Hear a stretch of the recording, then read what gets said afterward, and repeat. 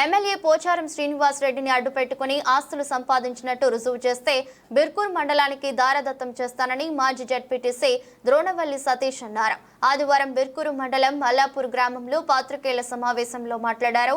Birkur market committee ప్రమాణ స్వీకారోత్సవ సభలో DCCB మాజీ చైర్మన్ పోచారం భాస్కర్ రెడ్డి చేసిన అనుచిత వ్యాఖ్యలను తిప్పికొట్టారు. బైంసాలో తనతో పాటు కుటుంబ సభ్యులకు కలిపి 39 ఎకరాలు మాత్రమే ఉన్నాయని, 70 ఎకరాల భూములున్నాయని నిరూపిస్తే దేనికైనా సిద్ధమన్నారు. ప్రభుత్వ అభివృద్ధి పనులకు మాత్రమే మొరం ఇసుక వాడామని, మొరం ఇసుక మాఫియాలు అక్రమంగా సంపాదించినట్టు రుజువు చేయాలన్నారు. 4.18 కోట్ల బిల్లులు పెండింగ్ లో ఉన్నాయని, బిల్లులు ఇప్పించకుండా ఇబ్బందులకు గురి చేస్తున్నారన్నారు. 5 కోట్లు అప్పులు ఉన్నాయని, అప్పుల వివరాలను పాత్రికేయుల ముందు ఉంచారు. రాజకీయాల్లో తాను ఏనాడు డబ్బు ఆశించలేదని, ప్రతి ఎన్నికల్లో పోచారం శ్రీనివాస్ రెడ్డి గెలుపునకు ఎంతో కృషి చేశానన్నారు. పోచారం శ్రీనివాస్ రెడ్డికి తాను ఏనాడు ద్రోహం చేయలేదని వివరించారు.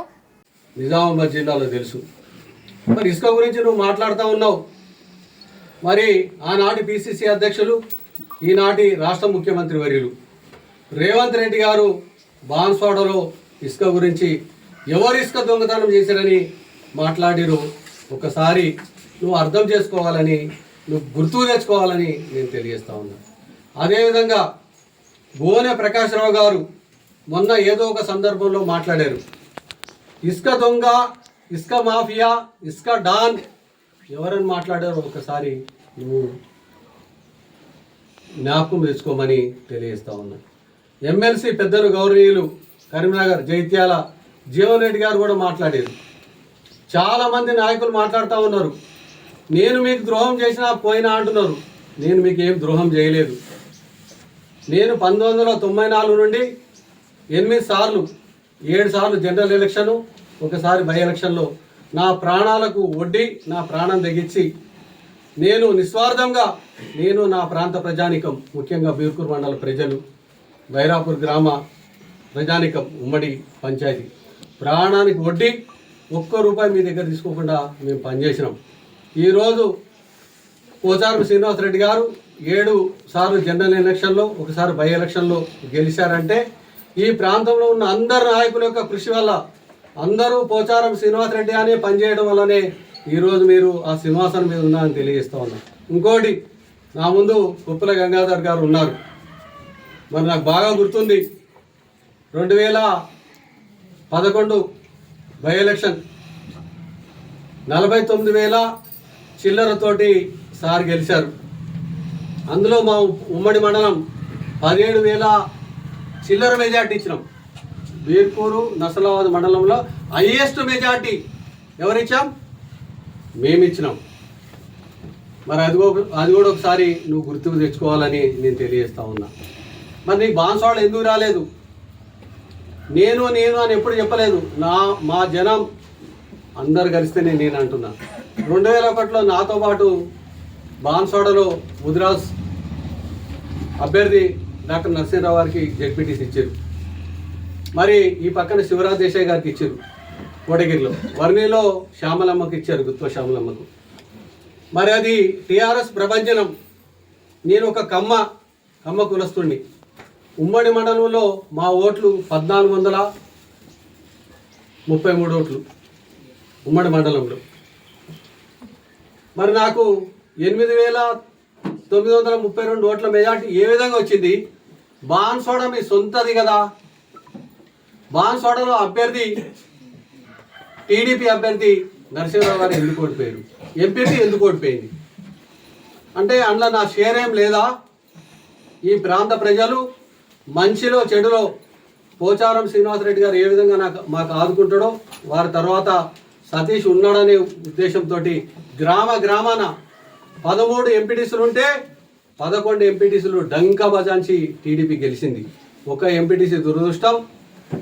మరి దుర్కిలో కిషోర్ గారు కాంగ్రెస్, ఇంకొక ఎంపీటీసీ టీఆర్ఎస్ మిర్జాపూర్లో లాలయ్య గారు బార్డర్ 18 నుంచి 25 ఓట్లతోటి గెలవడం జరిగింది. కిషోర్ గారు సుమారు 130 నుంచి 150 ఓట్లతో గెలవడం జరిగింది. మరి ఆ తర్వాత సర్పంచ్ ఎలక్షన్స్ వచ్చినాయి. సర్పంచ్ ఎలక్షన్లో మరి మేమే గెలిచినాం. బాగిరెడ్డి గోవర్ధన్ గారు ఎమ్మెల్యేగా ఉండే 2004లో 12,323 ఓట్ల మేడతోటం ఆ విధంగా గెలిచారు. ఆ గెలిచిన తర్వాత బీర్పూర్ మండలంలో మా నాయకులందరూ మా కార్యకర్తలందరూ కూడా కలిసి కట్టుగా ప్రయాణం చేసి బీర్పూర్లో 13 ఎంపీటీసీలు ఉంటే 7 ఎంపీటీసీలు మేము గెలిపించుకొని ఆ రోజు లక్ష్మీ శంకర్ నాయక్ గారిని ఎంపీపీ చేయడం జరిగింది. దురదృష్టం దుర్కి శ్యామల గారు మరి కౌంటింగ్లో మేము 23 ఓట్లతో గెలిచాం. రేవ్ కౌంటింగ్ అని ఆ రోజు మాజీ శాసనసభ్యులు బాజిరెడ్డి గోవర్ధన్ గారు ఎన్నికల నిబంధనలు కూడా అతిక్రమించి వారు వచ్చి 16 ఓట్లతో గెలిచినామని చెప్పుకోవడం కూడా జరిగింది. మరి ఆ రోజు అందులో మా షేర్ ఏం లేదా, మరి పక్కన ఉన్న వర్ణీలు ఎందుకు ఓడిపోయినాం, ఇక్కడ ఎందుకు గెలిచామని కూడా నేను మిమ్మల్ని అడుగుతా ఉన్నా. గుర్తుపెట్టుకోండి, మీ అమ్మటుంటేనేమో సతీష్ ధీరుడు, వీరుడు, నీతిపరుడు. మీతోటి లేకపోతే మేము అవినీతి పరులమా? బీర్పూర్లు ఎట్లా తిరుగుతా అంటావా? 40 సంవత్సరాల నుంచి 45 సంవత్సరాల నుంచి ఎంబటున్న వ్యక్తులు కూడా కొంతమంది వేరు. ఈ రోజు మహిళా కార్యకర్త శ్యామల గారు, ఆమెకి ఈరోజు పదవి వస్తుందంటే ఇదే బీర్పూర్ మండలం నుంచి 2 వ్యక్తులు అడ్డుకున్నారు. ఒకటేమో ఏమో పేరు అంటారు భయ్, ఏందా బాబా, గుట్ట బాబా అంట, వాడి పేరేందో దాని గురించి కూడా చెప్తా. గుట్టబాబా ఎందుకు వచ్చిన తర్వాత కనుకుంటే చెప్పిన మౌన్ గుట్టబాబా అంట. ఈయన మల్లాపూర్లో ఉంటాడు. ఆయన ఎన్ని ప్రయత్నాలు చేసిందంటే శ్యామల గారికి చైర్మన్ రాకుంటుండే నీకంటే అన్ని ప్రయత్నాలు చేసిండు. ఆ గుట్టబాబాకి అడుగుతున్నా నేను, నిన్న మొన్నటి దాకా మా దగ్గర ఉన్నావు కదా, ఈరోజు నేను మీ అందరి సమక్షంలో చెప్తున్నా, మన సీనన్న మా నాన్నగారు నాకంటే ఎక్కువ, మా సోదరుడు సురేందర్ రెడ్డి గారి కంటే ఎక్కువ ఆ వ్యక్తినే నమ్మిండు. మేం చెప్తే కూడా కొన్ని విషయాలు, కొన్ని ఏ విషయం చెప్పినా కూడా అరే మీకు తెలియదురా భయ్, ఆయన చెప్పిందే వాస్తవము అని ప్రతి ఒక్క మాట ఆయన చెప్పిందే నమ్మింది తప్ప మా మాట ఎప్పుడు నమ్మలేదు ఆయన. అటువంటి వ్యక్తి నీకు అంత ప్రిఫరెన్స్ ఇచ్చిన తర్వాత మండలమే నీ చేతిలో పెట్టినాం,